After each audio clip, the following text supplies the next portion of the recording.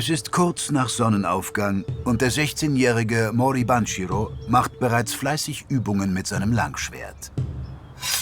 Banshiro ist ein ehrgeiziger Samurai in der Ausbildung. Heute muss er seine Lehrer mehr denn je beeindrucken. Denn er wird seinen Antrag stellen, für ein Jahr in die Hauptstadt Edo zu reisen. Dort möchte er Kampfkunst studieren und akademische Bildung erlangen. Er braucht deren Unterstützung und die seines Vaters. Wir schreiben das Jahr 1800 in der Burgstadt Kochi, Hauptstadt der Tosa-Provinz in Japan.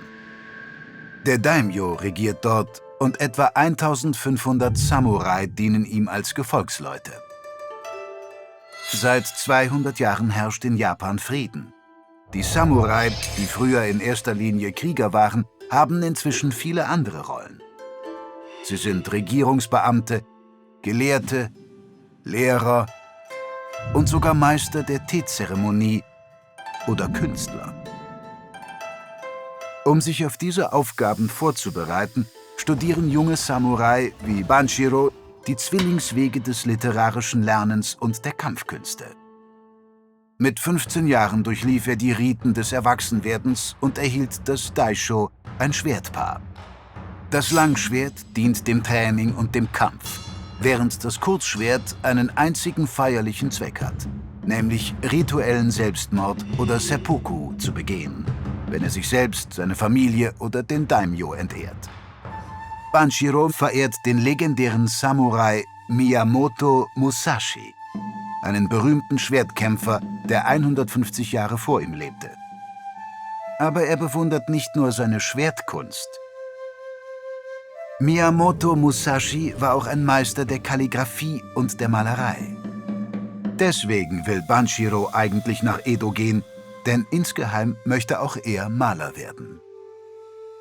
Nach seinem Training zu Hause verabschiedet er sich von seinem Vater und geht zur Schule. Sein Vater bereitet sich darauf vor, den Daimyo in die Hauptstadt zu begleiten. Der Tokugawa-Shogun, Führer der japanischen Militärregierung, verlangt von allen regionalen Herrschern, dass sie abwechselnd in ihrer heimischen Burgstadt und in der Hauptstadt leben. Die teuren Hin- und Rückreisen halten die Daimyo unterwürfig. Sie hindern sie daran, eigene militärische Kräfte aufzubauen, um das Shogunat herauszufordern. Frau und Kinder des Daimyo leben immer in der Hauptstadt. Dort sind sie praktisch Geiseln, um Loyalität zu gewährleisten. Diese Praxis betrifft nicht nur den Daimyo, sie bestimmt auch einen Großteil des Lebensrhythmus in Japan.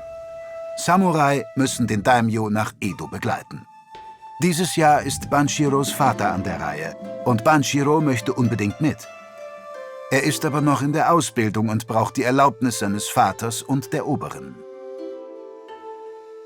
In der Schule ist Banshiros erste Lektion Schwertkampf. Unter den strengen Augen des Lehrers üben er und seine Mitschüler paarweise die einstudierten Abläufe. Am Ende der Stunde erinnert er den Ausbilder an seinen Wunsch, nach Edo zu gehen. Der Ausbilder lächelt zum ersten Mal an diesem Tag. Banshiro ist zuversichtlich, dass er seine Unterstützung bekommen wird.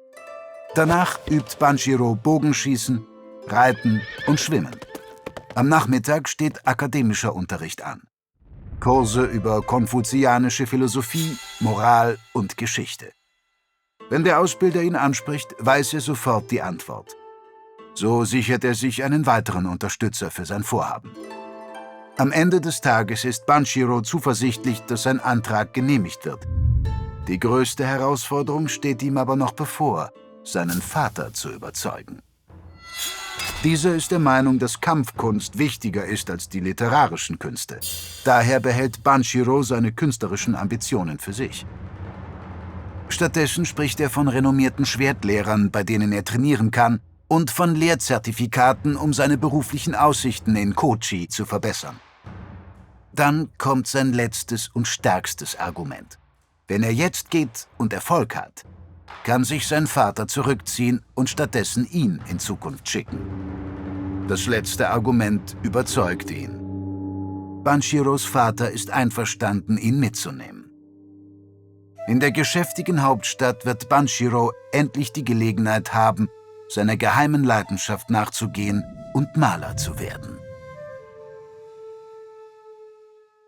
Erfahre mehr über die alte japanische Kultur mit einem dieser Videos. Folge einem Shinto-Gelehrten auf seiner Reise, um Frieden zu finden, oder lerne, wie man Gyotaku-Drucke anfertigt.